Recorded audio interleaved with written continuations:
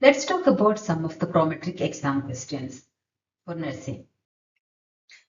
15-year-old girl is admitted to the hospital with diarrhea. She had vomiting and is lethargic. She is oriented to time, place, and person. The nurse prepares temperature using an electronic thermometer. Which measurement would be the most appropriate? Answer is tympanic. Fastest and most sensitive thermometer is tympanic thermometer. Which of the following is an example of epidemic point source? So contaminated water source is the epidemic point source, not tuberculosis, public health agency, or communicable disease pavilion. 50-year-old man is diagnosed with tuberculosis and is admitted in negative pressure room. Who all should wear a face mask? Patients, healthcare providers, all people who enter the patient's room, persons has close contact with the patient, family member who are at risk of infection. The correct answer is all people who enter the patient's room.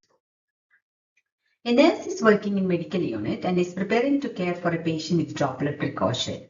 What is the correct sequence of putting the PPE on? Hand hygiene, gown, face mask, eyewear, and gloves. So how we will remove this one?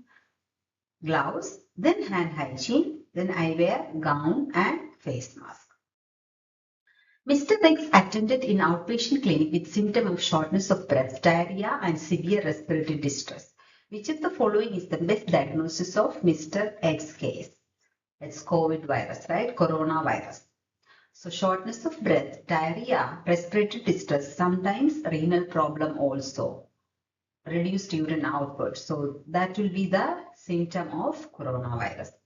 A nurse receives a telephone call from the admission office of the hospital and is informed that the patient with streptococcal meningitis will be admitted to the medical unit.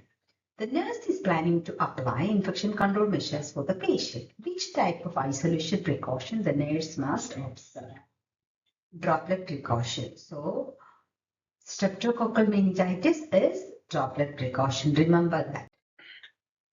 A 45-year-old patient admitted with pulmonary tuberculosis. The unit nurse placed the patient in an isolation room with negative pressure and prepared all the personal protective equipment at the entrance of the room. What type of precaution measures has the nurse activated? The answer is airborne isolation. For pulmonary tuberculosis, airborne isolation. To reduce the risk of transmitting methicillin-resistant Staphylococcus aureus MRSA from an infectious wound, which of the following precautions should be implemented? For MRSA, it is contact precaution. Thank you and see you in the next session.